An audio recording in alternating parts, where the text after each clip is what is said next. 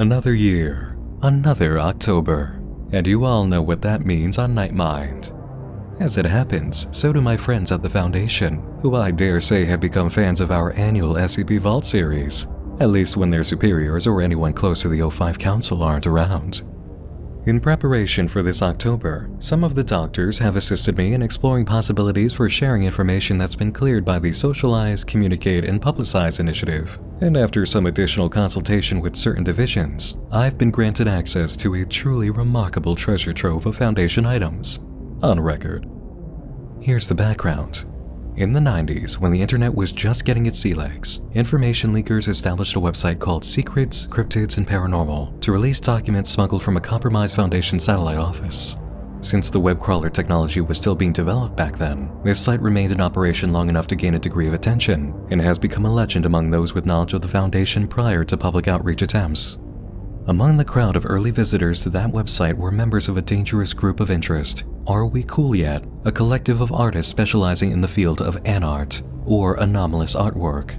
It is the belief of many members of the anart movement that interfering with the accepted and commonplace laws of reality and society using anomalous means is not only acceptable, but is the next true evolution of artistic expression, and the consequences of anart installations on living creatures and reality are merely extensions of the work.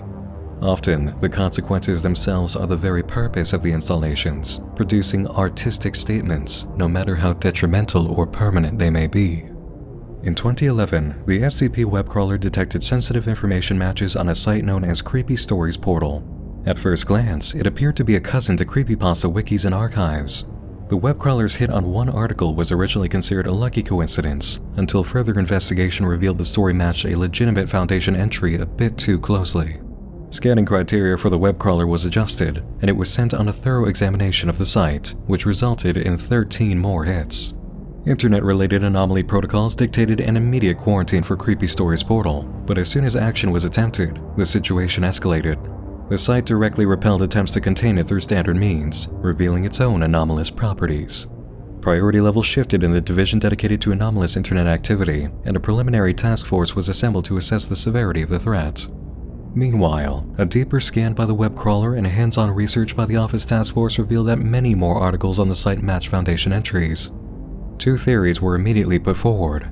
The site was either a tribute to the old Secrets, Cryptids, and Paranormal site from the 90s being guarded from retaliation using anomalous means, or stories accepted to the site were becoming anomalous. In order to test the validity of the second theory, a task member who dabbled in writing amateur fiction as a hobby signed up to the website and submitted an entry. It was accepted with surprising speed, and under the conditions written about in the story, field-based members of the task force witnessed anomalous activity occur in line with that narrative. Two other task members were encouraged to submit a story, each with conditions that could be observed by the Foundation, and both resulted in activity related to the narratives. The task force was upgraded from preliminary status to full assignment, and authorization was granted to hunt down physical locations and persons of interest related to Creepy Stories Portal. After 8 months of high-priority investigation and containment attempts, the task force succeeded in cornering the site's creator, a notorious anartist in the upper echelon of Are We Cool Yet? The assault on the artist's hideout was very involved. He had taken shelter inside an anomalous creation spawned through his own writing on the website in anticipation of being captured. In the end, conflict resulted in the death of the target, a predictable outcome due to the poetic tragedy ending written by the author at the end of his story. His death came with an immediate cessation of anomalous effects on CSP, and through it, the disappearance of every anomaly brought to life through its story archive. Anyone posting to the site from that point was immediately traceable by the Foundation, resulting in the capture of several serial anartists. A mass capture of this magnitude opened a floodgate of information on the organization of Are We Cool Yet? And its methods that doctors consider a significant moment in Foundation history. Strangely, none of the anartists interrogated could provide insight on the means by which the site's creator produced an entire web of anomalies. What this means today is that there's an archive of neutralized SCP entries brought to life through a single anomalous website, and because they've all been neutralized, I have clearance to present a hand-selected slate of items for our October tradition. Our first tale tonight, originally titled A Site for Sick Hearts, is the most appropriate entry to begin with. SCP-5553 Keter Class, otherwise known as Jack, a social network for a very select group of people. Its features include status posting, photo sharing, a news feed, public and private commenting, and private messaging, much like any other social website. But unlike its major tech peers, Jack was accessible only to those who have committed serial murder of at least 3 victims. According to Foundation records, persons who were not eligible to view site content were exposed to an info hazard that caused confusion and memory loss related to the content of the webpage.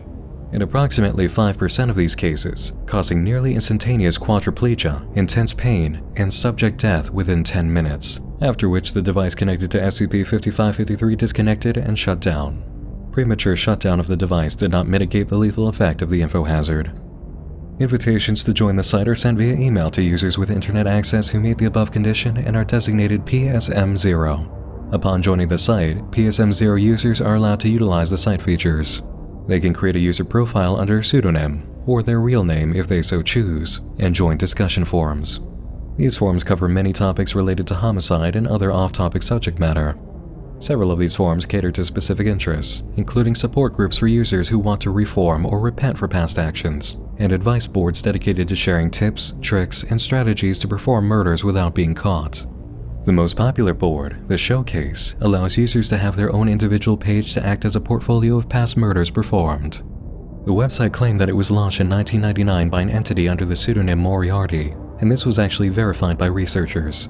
The anomalous effect of Creepy Stories Portal was strong enough to create world-based activity even in years before the anarchist responsible launched the platform, and interviews with members of Jack prove the source anomaly could apparently impact history, as some claim to be members of Jack long before the existence of the CSP site. An example of the newsfeed was supplied with the original story, seen here. A test was conducted with D-Class Subject 7372, who had performed 6 murders over 4 years while working as a stockbroker and admitted to having an account before being arrested.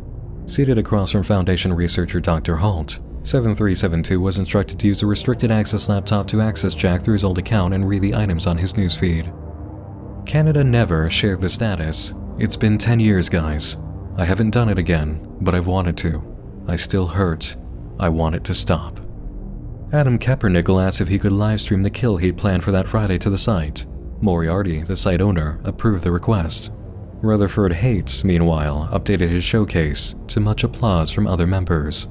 D7372 was encouraged to make a new post and report the replies after an hour. His account was revealed as Rendin2, and he wrote, "Hey, I got internet access on good behavior. Should be seeing outside in 15 to 20. Anything new in your part of the world?" Moriarty himself replied, asking how things are on the inside, followed by a direct message, which presented an opportunity to investigate the administrator. "You were relatively active until recently. I was worried something had happened," Moriarty wrote. "I got in trouble and had internet privileges taken away," Rendin2 answered. "That's a shame," Moriarty replied. "You are so good at supporting people and wanting to reform." "Well, I don't want them to end up like me. But hey, why are you reaching out to me personally? I'm nobody." "I don't think you're nobody. You're one of us. We need to look out for and support each other." "What other support can you provide?" According to D7372, Moriarty went quiet at that point. The test concluded. The Foundation report then moves to Incident 5553A, detailed as follows. 72 hours after the end of the last test with 7372, Site 651 suffered what appeared to be a non-anomalous security breach. 7372, utilizing previously unknown knowledge of Foundation security protocols, exited his holding cell, killed 2 Foundation personnel, and successfully passed through 3 security checkpoints with unanticipated precision before escaping into the desert. An investigation into the escape revealed several security flaws in both personnel and software protocols, which were quickly remedied. It became a priority to find a more trustworthy member of Jack, and some might say that drastic action was taken, as a memo was sent out to all Foundation members following clearance from Internal Affairs. "If you have a social media account on Jack, please contact me immediately. Your privacy will be protected. Your expertise is required. All others, please disregard this memo. Janet Hu, Director, Site 651. 13 personnel members responded to the request and were designated PSM-1A through 1M. One member of the new research team was given clearance to view recordings of 7372 sessions and reported that Rendin2 had been dishonest in describing what actually came across on the screen. "I know where you are," Moriarty said. "I know who's holding you. It's alright, I'm here to help you. Tell them I said you were active until recently and was worried about your well-being. Ask them if you are allowed to converse with me. They will likely say yes, as it will be an opportunity for them to get information, and that tends to blind their common sense sometimes. After 7372 complied, Moriarty said, "Good, you're back. I've spent the last day getting information for you. Let me know when you're ready. In the meantime, let them know that I replied with something polite and that you were actively wanting people to reform. They don't need to know your real post-history. So we're clear. I am not doing this for free. You will work for me until the day you die, but you're going to be a free man, so there's that. Ready? Tell them I said something nice and polite." Rendon 2 then asked what other support could be provided, and had originally said Moriarty went silent for 20 minutes. In reality, he spent 15 minutes explaining every detail of the plan for escaping Site-651. Finally, the new researchers with access to Jack reported that 7372 had resumed activity on the site under the name Rendon 2 following his escape. As a touch of addenda, a brief exchange was caught between a user and Moriarty. False Prophet said his wife took a look at the computer while he was using the bathroom, had a seizure, and died from the anomalous effects. The user Goldfather asked why it sometimes kills people instead of just confusing them away from the site. Moriarty replied with a link to his own showcase. While the Foundation was able to direct local law enforcement in capturing individuals who provided enough personal information through Jack to incriminate themselves, the majority of users could not be traced. According to FBI statistics, there are estimated to be around 25 to 50 active serial killers in the United States alone at any point in time. Our next item is a classic sort of online horror tale, a ritual that anyone who's feeling curious can perform.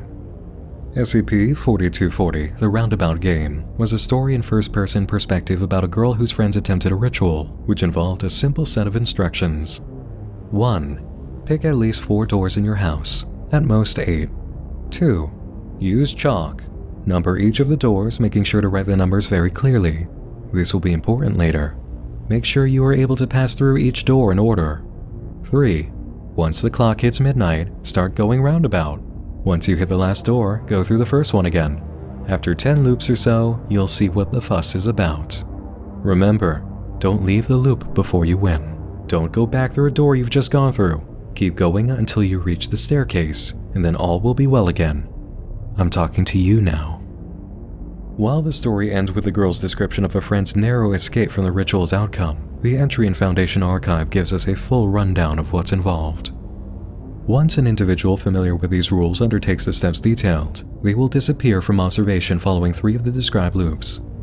Interviews with surviving subjects indicates that at this point, they enter an extra-dimensional space, hereafter referred to as SCP-4240-1, initially identical to their previous location. However, as they continue to perform loops within 4240-1, the environment will grow noticeably darker, and new rooms will appear between the numbered doors, significantly increasing the length and difficulty of the loop. Any individuals who attempt to break the rules of 4240 by going back through a door they have just passed through will be returned to their original location, with a level of injury proportionate to the number of loops they have already made. Prior to 25 loops, subjects commonly survive with major bruising to the face and limbs, but all subjects who have attempted to exit past 25 loops have been killed via severe blunt force trauma. The exact mechanism by which these injuries are inflicted is unknown, as subjects retain no memory of the crossover period between 4240-1 and the real world. Past 25 loops, recordings have shown subjects reporting feelings of being watched and followed, as well as being touched by an invisible but physical presence. The record of the Roundabout game comes with Exploration Log 4240-1. D-Class member 28392 was instructed to enter and continue through the loop as long as possible. He was equipped with recording devices and was told to periodically give a description of his journey. 28392 begins by testing the equipment and mentioning how 4 very basic rooms have been set up out of plastic. They look really flimsy, he notes, like I could just punch a hole in this. He asks the researchers if they're sure about that, and is given instruction to proceed. On loop 3, he describes how everyone is gone.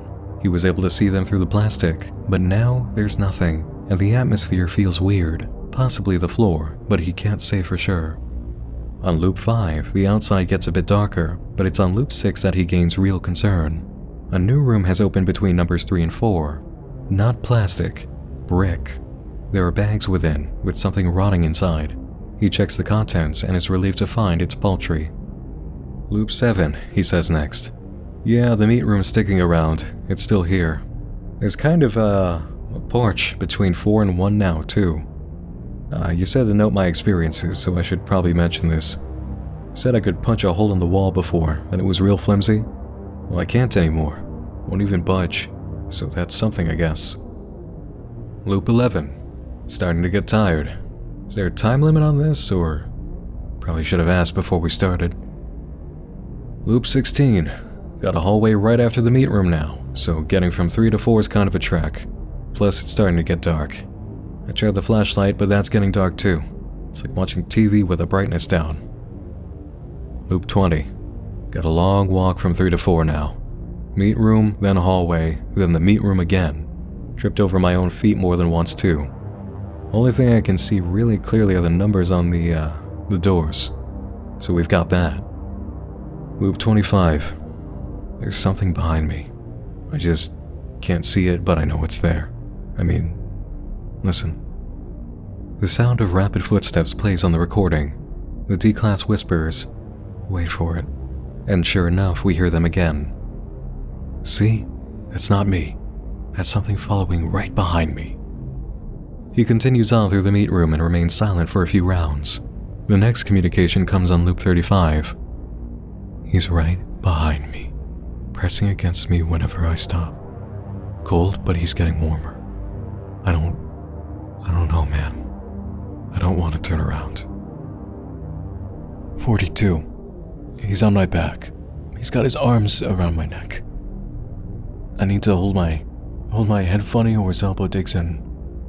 He's got elbows. That's important information. Is that important information? Heavy. 16 meat rooms. 17. Sometimes my childhood bedroom. Sometimes my childhood basement. Sometimes my prison cells. Sometimes my quarters here. Legs hurt. I can just barely see them. The rooms, not my legs. If I close my eyes, but the numbers. He's breathing on my cheek. A moaning sound comes over the tape. The D-Class whispers, "That wasn't me." Silence follows as the D-Class continues the loop. His next report begins. Gnawing my ear. Took a bit off, but I couldn't feel it. It's just a part of me, missing.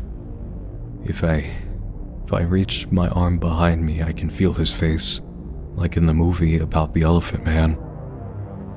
I try to feel his face again, to compare, but I don't have that anymore. But I figured it out. Why I'm standing all funny. What's up with the floor? It's tilted downwards, just a little. The D-Class coughs. This isn't a circle. It's a spiral. Silence follows for several rounds. Then, finally, when I was a kid, and I pissed off my mom, she always used to tell me about the twin I'd killed in the womb. How good of a son he'd have been. How he would have respected her. How he wouldn't hurt her like I hurt her. Like I always hurt her. Then she'd hit me or send me down to my room or whatever she felt like. I always felt like a monster when she told me what I'd done. There's always someone who isn't alive because you are. Ain't that awful? But I'm feeling like I've been redeemed some. The sound of tearing meat plays on the tape, followed by laughing. There's a muffled sentence, then the word, "Okay." Silent for a moment, and another upbeat statement. "Love you, buddy." Loop 99. Stairs.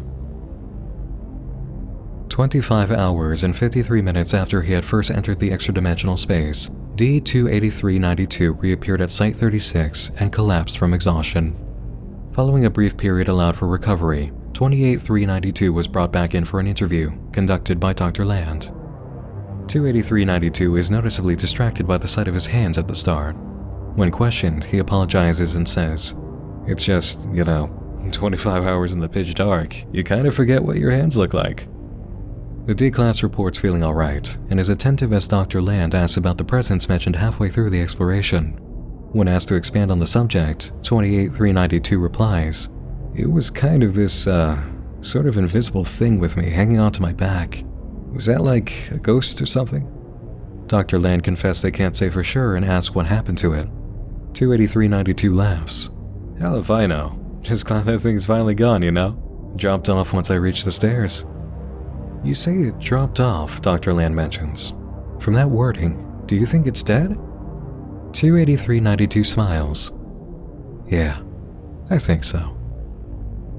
In keeping with experimentation policies, the D-Class was kept under observation for a month and thoroughly tested for residual anomalous effects. Nothing out of the ordinary came up, and he was granted release in alignment with standard D-Class employment policies. This brings us to the final section of the report. It reads, in order to gain more intelligence on any entities potentially dwelling within SCP-4240-1, further exploration was arranged. D-392-12, equipped with a recording device in the same manner as D-283-92, was ordered to proceed into SCP-4240-1 and make precise observations regarding any entities that he might encounter. 6 hours later, D-392-12's beaten corpse reappeared on the testing ground. Analysis of his recordings indicated that he had become intimidated by a pile of human viscera that had appeared during one of his loops, and he had thus attempted to flee SCP-4240-1 by retracing his steps. Due to the number of loops he had already undertaken, this resulted in his death via blunt force trauma. Analysis of viscera traces from 392-12's shoe showed it to be genetically identical to D-283-92. While rituals shared online are largely harmless and a bit of creative writing, SCP-4240 reminds us that some of these games are best left alone. Likewise, so are some parts of nature. Our next entry came from a submitted story titled, Only for You, spawning SCP-5303. According to the records, discovery occurred when a civilian hunter reported a disturbing sight in a forest in Utah. A girl with no eyes, weaving in and out between the trees. Foundation agents cordoned off the area and placed observation cameras at the site to verify the hunter's story. That very night, a college student named Carl Nijasi broke the perimeter and entered the surveillance area. A transcript is provided of the events. Nijasi sits on a tree branch for 2 minutes, appearing to be nervous. SCP-5303 emerges from an adjacent hole between several tree roots, along with a large quantity of smoke. You're here, Nijasi announces, quite excited. He stands, and SCP-5303 walks over, stopping in front of him. Finally, he says. Now, okay, I know it's been long, I know. I've missed you. You missed me too? SCP-5303 remains still. Nijasi chuckles and says, You've always not been much of a talker. Wait, shoot, I wrote a poem. I spent a bit on it. It's not too good, but it's about you. I wrote it about you. He begins searching through his backpack and soon resorts to dumping it on the ground. Foundation agents take the opportunity to begin approaching. It's not here, Nijasi gasps. Did I drop it? No, my bag was zipped, I couldn't have. I left it home maybe. I can run and get it. It's not too good, but you may like it. You may if you like bad poems, that is. He chuckles and then starts to head out of frame. He abruptly stops and turns around. Really? He asks, then stumbles back towards SCP-5303. He stands for a moment, then says, I may need to see for this. Nijasi pauses, listening to an unheard response. Well, he replies, if you insist. He puckers his lips and leans towards 5303. 28 pairs of disembodied eyes appear in the air around him, staring. The eyes occasionally glance at SCP-5303. It smirks and moves away from Nijasi. His body disappears, leaving only his eyes behind. They dart in all directions, staring at the other eyes, then at SCP-5303. Foundation agents reach the scene at this moment and shoot 5303 with a tranquilizer. It collapses and the eyes demanifest, one pair at a time. Nijasi's eyes stare at the agents, quivering slightly, then demanifest. SCP-5303 was transported to Site-24, placed in standard humanoid containment, and assigned a D-Class personnel, allowing it to see its surroundings. Interviews with the D-Class revealed that contact with 5303, while allowing it to see with someone else's eyes, produced only a white light for the owner of the eyes. This connected state also established a line of telepathy, though most of 5303's thoughts are unintelligible. Of the thoughts that could be discerned, most dealt with projecting a profound romantic hunger and sense of loneliness. Researchers responsible for monitoring 5303 report a distinct feeling of being watched. Our next entry takes us out of the woods and back into the safety of the home in the cool, welcoming glow of a screen. Originally titled The Impossible Game, this tale resulted in SCP-4054, The Seventh Door. The record describes it as an unlicensed platform adventure game released for the Nintendo Entertainment System in 1988. The contents of each cartridge vastly exceeds the storage limitations of its ROM, read-only memory chip. Extracting SCP-4054's PRG ROM produces a data file too large to be contained on any currently available device. Because of its limited publication, 300 units, inability to be copied, limited replayability, and incomplete state, functional copies of The Seventh Door are highly valued by vintage NES collectors. The game is also notable for its unique method of bypassing the North American version of the 10NES lockout system. Each cartridge includes 2 transistors that function as a voltage inverter. When activated, this component produces a negative charge voltage spike that can temporarily disable early versions of the console's CIC, bypassing the authentication lock and allowing unlicensed cartridges to run. Later iterations of the NES would add a series of 1K resistors along with diodes and grounds to prevent this technique from circumventing the lockout unit. However, a defect in this voltage inverter's design causes irreparable damage to the Seventh Door's SRAM4 with each successive reset. This produces an increasing number of glitches which will inevitably render the cartridge non-functional. The Seventh Door was shipped prior to completion. As a consequence, several core components of gameplay differ from what is depicted in its instruction manual and box art. The protagonist has no extra lives.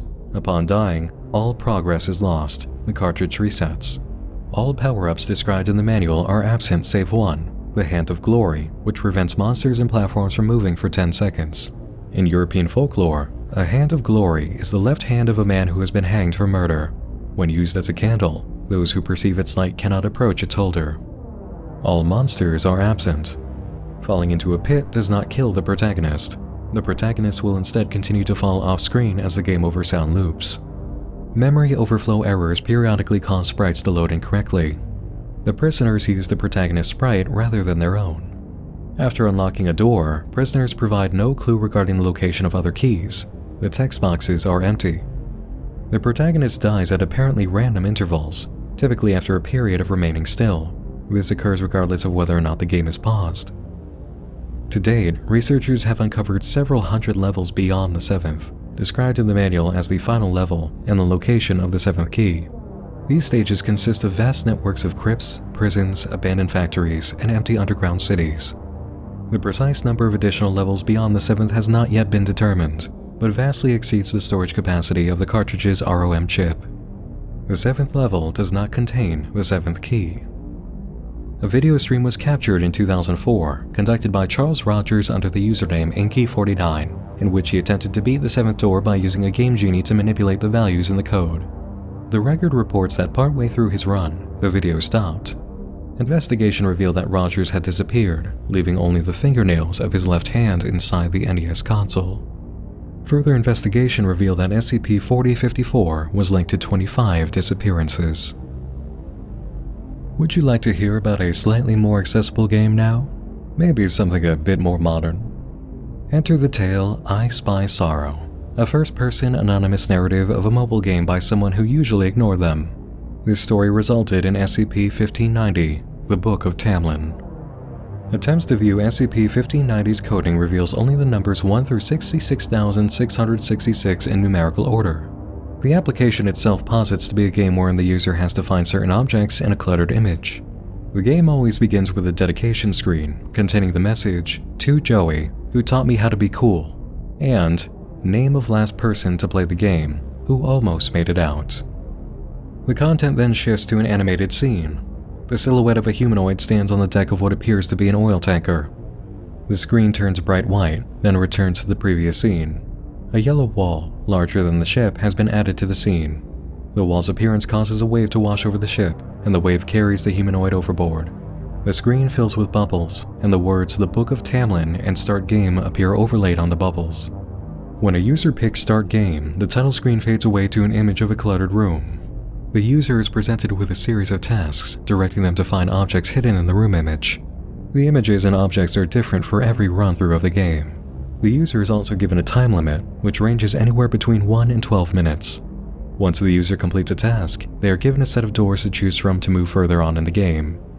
The tasks begin benignly, move on to tasks more personal to the subject, and end with tasks that are very personal and often insulting in nature. The game continues through a random number of rooms, from 7 to 43. At a random point in the game, or if the user fails to complete the task in the required amount of time, the player will find themselves in an empty room. The following words appear on the screen. You found out everything there is to find about the house. Now all you have left to find is the way out. At this point, the game ends and cannot be replayed by the same user. Within 72 hours of finishing the game, a door the user opens will connect to what appears to be a room from the game. Attempts to follow users through said doorway have so far met with failure. Any tracking devices cease to transmit after the user passes through the doorway. After 72 hours of finishing the game, any door opened by the user will result in the altered doorway, although no compulsion exists to force them through it. If another person attempts to open a door for the subject, there is still a chance it will open into an altered room. At no point may anyone who has not finished the game enter such a room. All attempts to do so result in entering the room the doorway normally opens into. Several tests were run on the Book of Tamlin using personnel. The first log concerns a member of D-Class, number 1534. Activity becomes notable upon reaching Room 8, a farmyard filled with animals. Subject says it was the farm owned by his uncle, where his parents used to tell him they had taken his pets. His task was, find the graves of all 7 of your childhood pets your parents told you ran away. Room 17 was a boys' locker room, filled with children. Subject identifies as being from his middle school. Records indicate subject was involved in multiple altercations at said school. The task read, find the 13 boys who made your childhood a living hell. Room 22 was a darkened room. The lighting source flickers every couple of seconds. Dismembered human bodies are strewn haphazardly about the otherwise empty room. Subject pales. Visible faces correspond with those the subject was convicted of murdering, plus 3 missing persons. D-1534 was told, find the 4 organs. You know which ones. Room 23. Inside a crowded church. Subject refuses to identify. Investigation reveals church likely to be St. Mary's in subject's hometown of Royale. Records indicate subject was a church member in good standing of said church for 17 years, until 2 locals turned him in for his crimes. The instruction here? Find 2 dirty little snitches. This led to the interior of a courtroom, the same where 1534 was sentenced. Here he was told to find the 12 people who ended his life. 12 hours later, the anomalous effect concerning doors occurred, as D-1534 opened one into a room with a similar appearance to the locker room from the Book of Tamlin. He charged in, and screaming was heard before the door shut by itself. Other logs detail similar experiences as the app produced more and more deeply personal rooms and insulting circumstances, some of which were unknown to the players. Anyone who entered the final door appearing in reality was lost, along with any lines of communication they were equipped with. That's 2 games found in the more modern sense of the term, and 3 altogether, each one largely solo player. Perhaps now you'd care for something that allows for a few friends along the way. The Last Game Show is a tale uploaded to Creepy Stories portal about a group of friends celebrating their first autumn together after high school, all 4 of them having skipped out on the immediate transfer to college. A night of anything goes planning results in a bout of urban exploration, and establishes a legend that's detailed in the entry for SCP-024. Originally a non-anomalous abandoned soundstage, anomalous properties began manifesting sometime around closure of the building. Discovery occurred following testimony by the remaining member of a group of youths who had broken in, who described herself as the only winner in a sadistic game show during the initial police interview. Upon entering 024, visitors are immediately greeted by an anonymous announcer who communicates via intercom and is able to hear and comprehend the voices of people within 024. The announcer will inform the contestants that they are about to take part in a game show in which the winners will win fabulous prizes, but will also warn that the game will be extremely hazardous and that the losers will never leave 024. It is at this point the announcer presents the choice of whether to stay or leave. Contestants who accept will continue to participate in the game, while those who decline are immediately expelled from 024. Contestants that win the game or decline to participate may never enter 024 again, as entry is denied by an impenetrable invisible barrier. It is then that contestants are led to the actual game. The style, composition, and appearance of the game changes in every individual playthrough. but the game is always centered around a long, elaborate obstacle course that the contestants must navigate. The rules also vary. Some playthroughs may only allow a single winner, while others encourage the creation of teams to win. More often than not, obstacles seen in these games range from incredibly benign to extremely hazardous and life-threatening. As contestants attempt to negotiate the course, the announcer will continuously update their status and actively participate in the game, often giving advice, conversing with contestants, and adding new rules. As the game progresses, the obstacles become significantly more dangerous and difficult to overcome, and it is not surprising to have the entire pool of contestants succumb to the rigors of the obstacle course. If such an event happens, the announcer will express sadness at the lack of a winner, and O24 will shut down, resetting only when a new batch of contestants enter. Any attempts to break the rules, such as assaulting other contestants and deliberately bypassing obstacles, are met by extreme violence. The announcer will call out the offending contestant, who will be quickly and forcefully ejected from the course by studio guardians. These studio guardians will immediately materialize within O24 when called upon by the announcer and disappear when not needed. The contestant will never be seen again. When a winner is declared, he or she will receive a random grand prize. Any contestants that have survived the course but failed to win are immediately declared losers by the announcer. The lights will switch off, and the winner will immediately appear outside of O24 with his or her prize while the losers completely disappear. However, the most mysterious aspect of O24 is that after every game, a VHS tape or DVD will appear in the mailbox outside of O24's main entrance. This recording is a complete record of the entire game that was previously played, even though winners have claimed that they had never seen any cameras or recording devices inside. Also, more strangely, a live studio audience can be seen in the background cheering on the contestants. Again, winners have claimed not to have seen a live studio audience while inside SCP-024. According to the addendum, the prizes collected by winners are quite typical of those seen on non-anomalous game shows. Cash jackpots, electronics, cars, and vacations, for example. They have no anomalous properties and are entirely legitimate. Attempts to trace losers from a group of D-Class sent to play the game failed.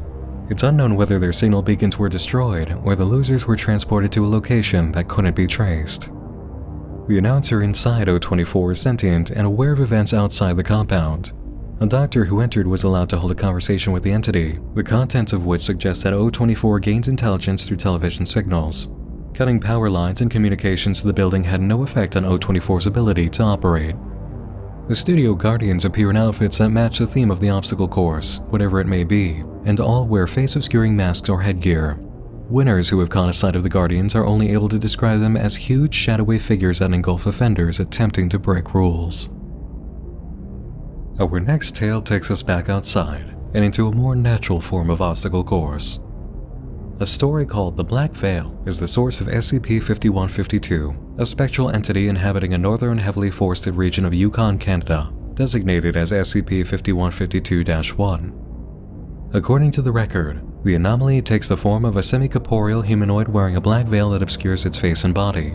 SCP-5152 also possesses two branch-like appendages in place of hands that extend down the full length of its body, sometimes visible protruding from under the veil.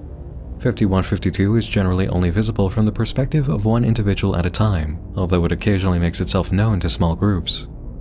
If 5152 is near a group of individuals, it may remain nearby for several hours at a time, eventually disappearing out of view. However, if 5152 is near a single individual, it may begin following them, walking at a slow pace towards them. This will change if the target individual attempts to directly observe SCP-5152, resulting in its temporary disappearance. 5152 will continue following the target individual until they leave 5152-1 or join with a group. An exploration log was conducted following discovery of the anomaly using D-Class member 511904. He was equipped with the standard recording equipment, a thermal jacket, and a flashlight, then instructed to walk in a constant eastward direction through 5152-1. Almost immediately after entry, 511904 was asked if he saw anything unusual. He reported just snow and trees, but asked if he really had to be sent in at sunset. Control replied that it was only 4:38 p.m., and the exploration was being conducted in May. 13 minutes later, 904 asked if anyone else had been sent in. Control replied, negative, and 904 claimed to hear footsteps in the snow. Where are they coming from? Control asked. Behind me, I think, the D-Class answered. I can only hear it when I'm walking. If I stop, I can I can hear it stop after me. Control shared that they believe an entity may have been following the D-Class and said, your best course of action is to keep moving. 2 minutes pass. A snapping sound is heard, causing 904 to stop. I keep feeling like something's right behind me, he said. I can hear it, breathing, crunching through the snow. It's so close, but every time I turn around, nothing's there. Noted, Control replied. Please continue. 15 minutes later, 904 reaches a clearing with a wooden cabin in the center and claims to remember it, or a place like it. How so? Control asks. Do you remember any details? I can if I try, 904 answers. Thing is, pretty sure you guys wiped my memory. Can't remember anything before I was in my cell. Good play. Except, this cabin. I remember something. It's like re-entered my brain. 904 pauses to think as he approaches the cabin, then speaks.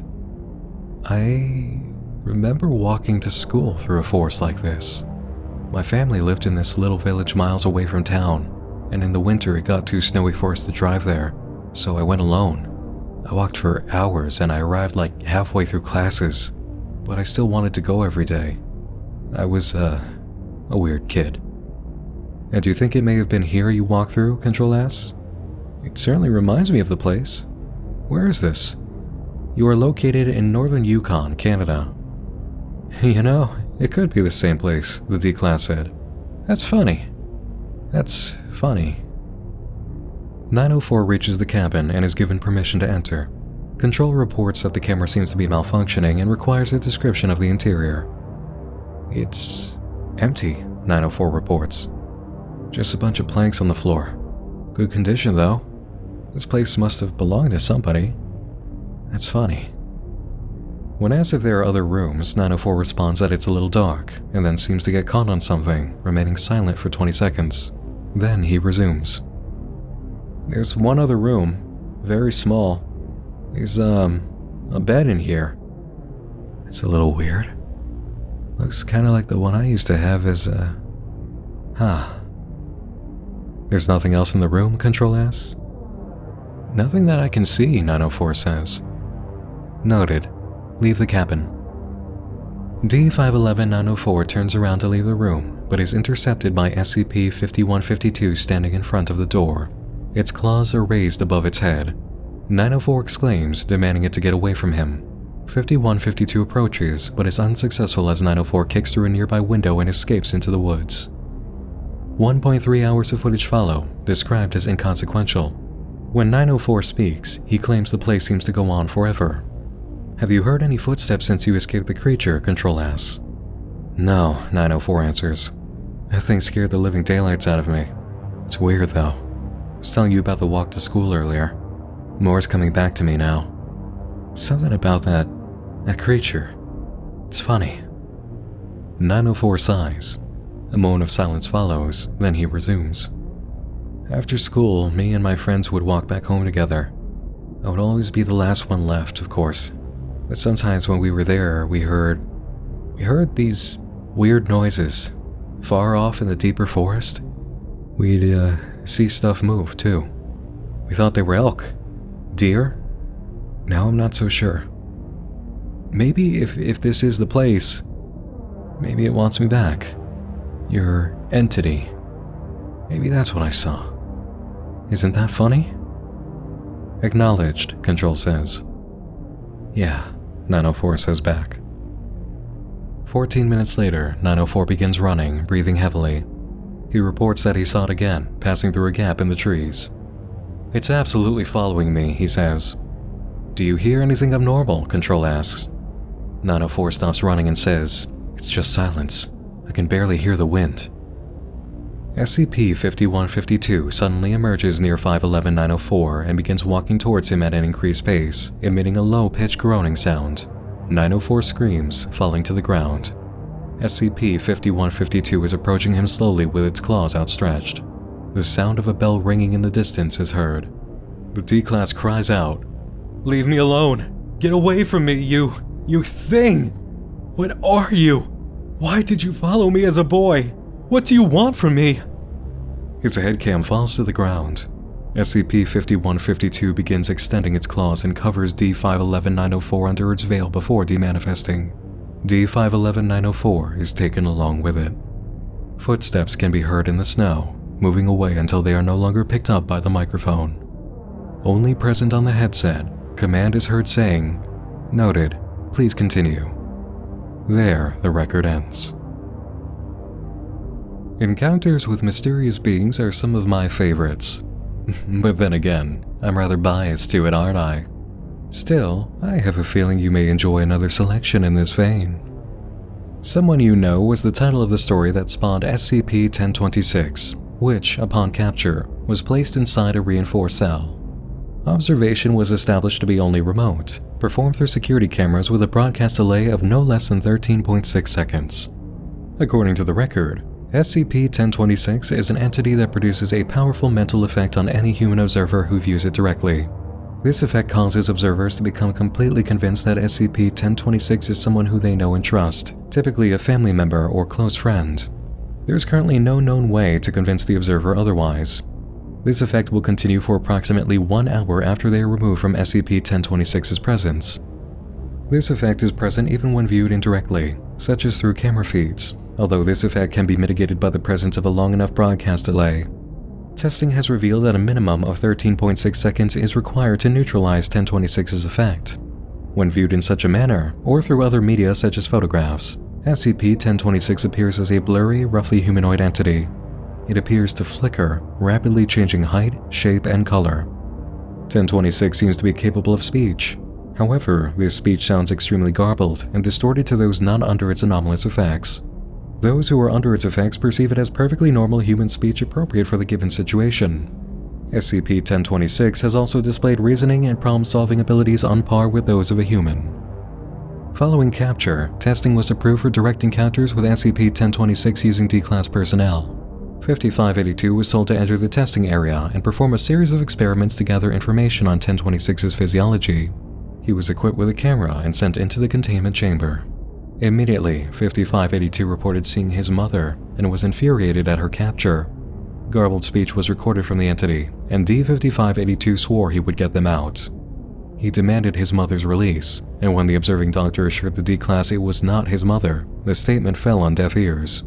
5582 attempted to throw equipment at the speaker, then began crying. The assigned doctor informed the D-Class that the test was now terminated, and he was instructed to leave the chamber. While 5582 refused to leave, SCP-1026 approached from behind, then seized his shoulders. 1026 spun him around and stared at his face, resulting in violent convulsions from 5582. His body began to flicker in a manner similar to 1026. The observing doctor commented, "There's 2 of them," and watched as SCP-1026 and D-5582 moved towards the test chamber door as security arrived. 1026 and its D-Class hostage immediately broke containment and proceeded to kill several members of the security team while wounding many more. This was largely in part to SCP-1026's mental effect. One of the entities, then assigned the designation of SCP-1026-A, was lured into temporary holding, while the other, 1026-B, escaped the site. An addendum report reveals that 1026-B was later located 2 miles from the Foundation sector where 1026-A had been moved, and a security team was sent to dispatch it, resulting in accidental neutralization. A facility doctor was assigned to perform an autopsy on what now appeared to be a normal human cadaver. The first incision on the abdomen revealed no internal organs. Instead, there was a single large sac full of fog, seemingly denser than air. Moving on, the doctor noted, "Subject does not appear to possess a normal thoracic cage. Instead, there are 2 curved plates attached to the spinal column in its place. There appears to be a pair of organs beneath these." The organs appeared solid, with no signs of fluid or gas. The doctor moved on to the skull, which was abnormally smooth and absent of cranial sutures. The eye sockets were present, but lacking optic canals and orbital fissures. The jaw, he said, appears to be fused to the rest of the skull, and there are no teeth. The brain was entirely absent, with the mysterious fog from the abdomen found in its place. The doctor moved to take a sample, only to pause as the fog began glowing. He complained of a sudden headache, and after 12 seconds said, "Jesus Christ, this hurts." "What?" The log ended there, thanks to a sudden loss of power. On arrival, the security team found no sign that any autopsy had occurred. SCP-1026's body was intact, and the doctor had no memory of what happened. The autopsy that followed revealed normal human physiology and no mysterious fog. One of the most notable concerns from this report comes from the original observation doctor. These things can reproduce. If there's more of them out there, we could have a serious problem on our hands. Let this serve as another cautionary tale for all of those of a trusting nature. Be sure you really do know who you think you're talking to. As for our next entry, I feel I might have teased some of you a bit with mention of urban exploration earlier, because I know it's a hunger that's never quite satisfied. So to that end, allow me to offer you this. SCP-1919 is described as an early 20th century hotel and converted mansion, location redacted. The building has sunk partially into the ground on the eastern side. It is still traversable, but additional safety precautions are necessary. From the outside, SCP-1919 looks much as it did when it was first built. On the inside, however, the building is massively decrepit and looks like it has been abandoned since creation. Many floorboards and ceilings are rotten or absent entirely, and various forms of damage, water damage, collapsed debris, cover much of the interior. Entry of the hotel by a human results in the appearance of a number of humanoid beings throughout the building, which resemble the subject and wear and carry anything the subject possesses with him on arrival. These creatures, collectively labeled SCP-1919-1, typically vary from the original in several physical aspects. Observed variations between subjects and counterparts include the following: lack of body hair, misshapen cranial structure, patches of skin discoloration, variance in limb/digit length, disfigurement of the mouth, sealed/missing eyelids, sealed nostrils, perforations of various sizes in skin, elongated/deformed jaw structure. SCP-1919-1 is responsible for the decrepit state of the building. Individuals have been recorded upending furniture, tearing out floorboards, damaging pipes, and otherwise causing small-scale destruction. The fact they are capable of this makes the reason why only 3 have attempted to escape the building to this date unclear. All observed creatures labeled SCP-1919-1 have behaved in a similar manner. Individually, they act aggressively with or without provocation, attempting to damage objects and structures at random. They also demonstrate a marked increase in hostility once they locate the subject or subjects who enter SCP-1919. This behavior, however, seems not to extend to each other. Rather, they are predisposed to form large coordinated groups upon encountering more of their kind. The largest observed group thus far was responsible for incapacitating Task Force Tau 11. As a whole, 1919-1 exhibits a swarm intelligence akin to that of an ant colony. It is yet unknown specifically how they communicate, but they have proven to be able to do so quickly and non-verbally. While unverified, all signs point to 1919-1 possessing an organ system that allows it to send and receive signals via pheromones. The fact that killing or wounding one, even noiselessly and out of the presence of others, attracts all within an estimated 40-meter radius directly towards the one harmed corroborates this. Expedition 3 saw SCP-1919-1 cause only one immediate fatality among TF Tau 11. The rest of the task force was disfigured in many of the same ways as their duplicates. Video footage suggests that this change in behavior was deliberate and not the result of successful self-defense. 4 task members succumbed to their injuries within a week of leaving the building. Despite sustaining severe damage to the lower jaw, another task member was reported by medical staff to have repeated the phrase "in the picture" intermittently before falling unconscious. This member died en route to Foundation treatment facilities. Analysis of footage from the task force expedition has pinpointed a being inside the building responsible for creation of all observed instances of 1919-1. The new primary objective of all efforts concerning the SCP is the identification, retrieval, and containment of said being. Evidence within the expedition logs enlightens us on the nature of the anomaly. In the first, a D-Class member was sent into the building, observed by a researcher and a member of the task force. During exploration, the body camera picked up a tattered portrait of a young red-haired woman. Much of the canvas was shredded, including the majority of the woman's face. On a second expedition, 3 D-Class personnel were sent in with low-grade ballistic weapons. Several of the 1919-1 instances were encountered, driving the expedition crew to the 3rd floor, on which a loud whining noise was picked up by the microphones. One D-Class member began to sense something strange, and soon said, "She can hear you." Their body cameras picked up a faint white glow beneath one of the closed doors, and the D-Class members approached. According to the report, The door opens, and the light on the other side becomes visibly brighter. The two cameras pick up several frames of a female human silhouette moving quickly in their direction before cutting to static for the remainder of battery life. Concurrently, the camera attached to D4076 picks up an unusual sound in addition to the pitch noted by Dr. Lemkowitz. Foundation records include the sound detected at this point, and for your benefit, I have provided the sample.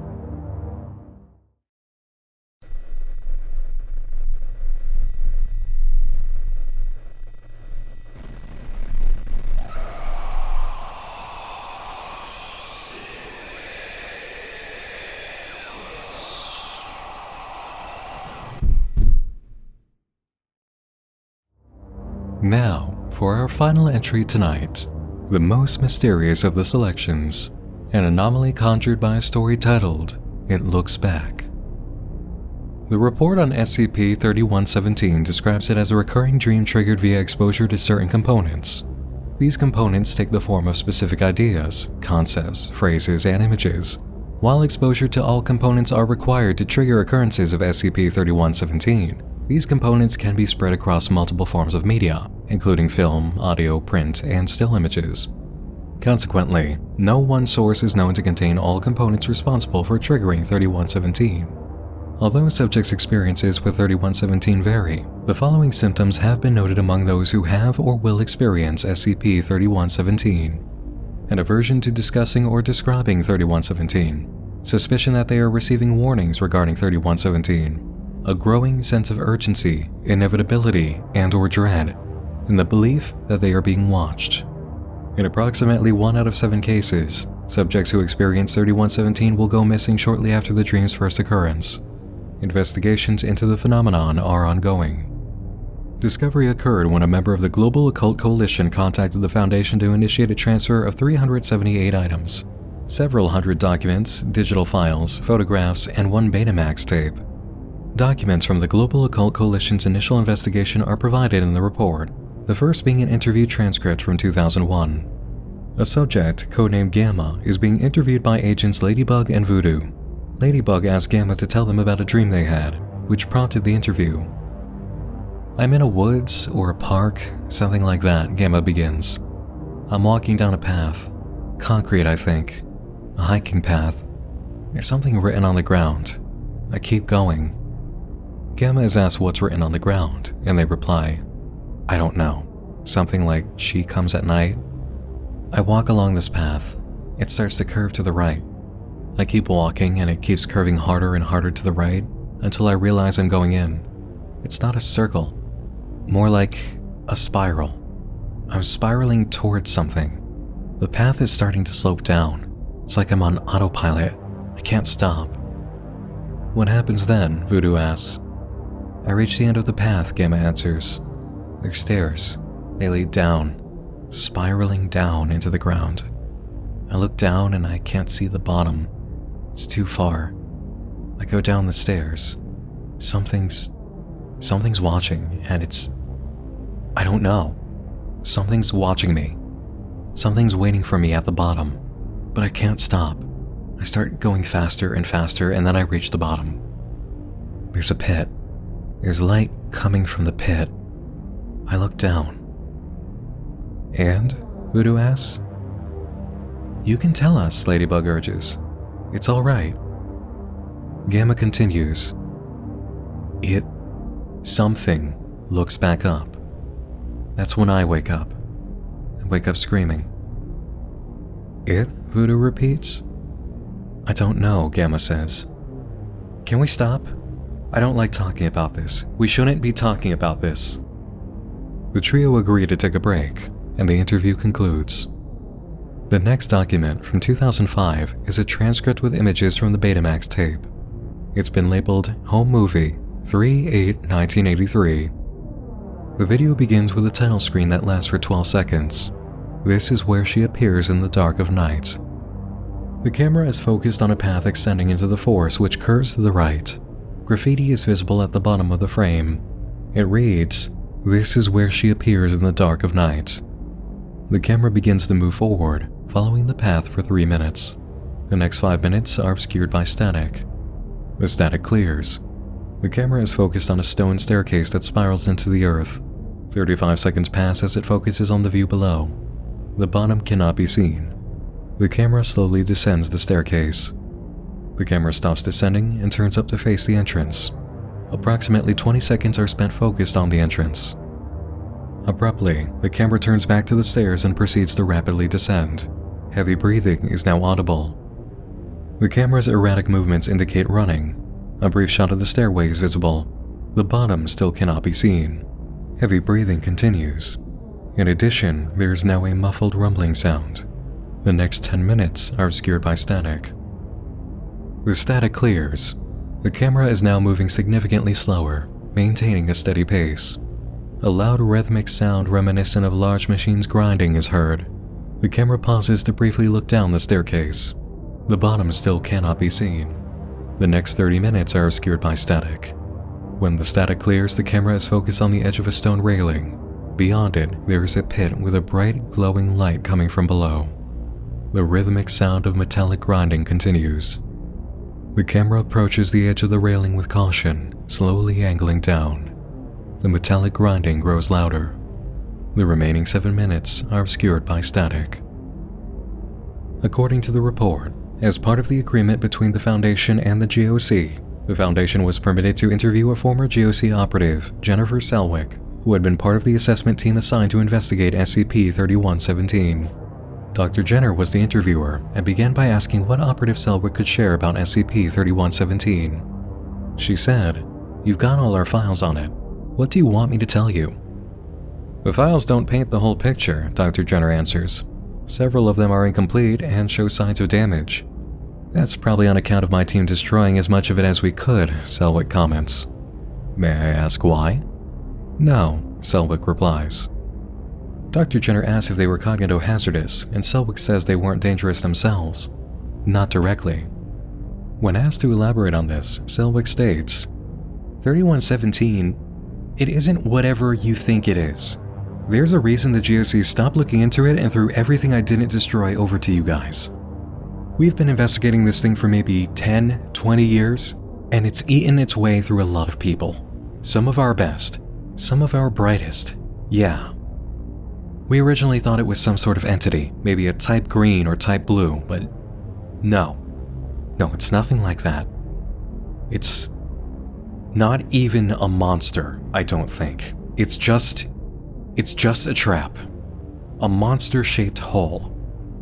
You try to work it out, because that's what you do when you're clever. You work things out. But with every piece you find, you're filling that hole up. You're reassembling a puzzle of your own creation, one you didn't even know you were solving, until...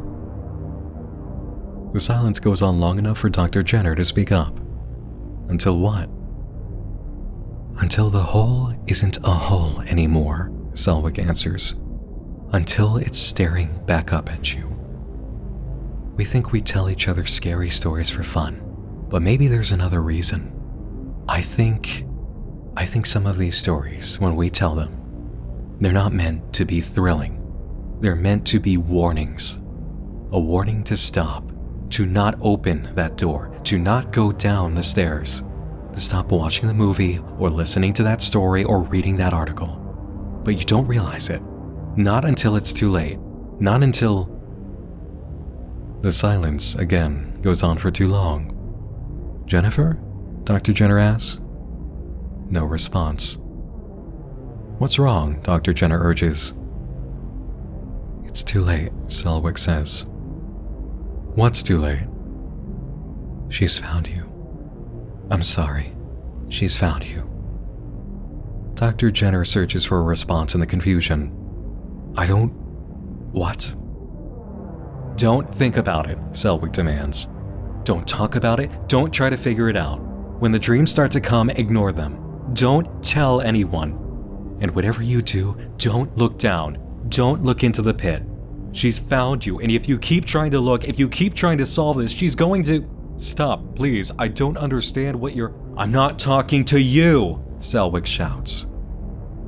The log ends. No further information is available on SCP-3117. I hope you've enjoyed our journey into the records of Creepy Stories Portal. and have gained a better understanding of why its neutralization was of the highest priority. Thank you to the Foundation doctors who helped me explore these records, all the authors of the records. No thanks to the an artists who created the stories that spawned them, of course. Thanks to all of you for viewing, and thanks to all the supporters on Patreon who make October on Nightmind possible and empower the Nightmind Index for new and undiscovered unfiction projects. If you'd like to support the channel and the continuous effort of broadcasting new creators and artwork, please consider joining the Nightmind Patreon. You can do so for as low as just $2 a month, and join all the creatures of the night whose names you'll see at the end of this video. And for all of you who are only just discovering SCP Vault and are craving more, I have good news. There are 5 other installments, each celebrating the theme of the October they appeared in. You'll find these in the SCP Foundation Starter Guide and Welcome Tour in the SCP Vault playlist, which I've provided a link to in the video description below.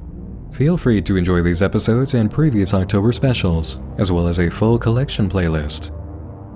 That's all for tonight's exploration of the Blood Drive. Once more, I'm Nick Nocturne, and I'll be seeing you again real soon. Until our next October evening together, stay safe out there, keep an eye out for anything unusual, and sleep tight.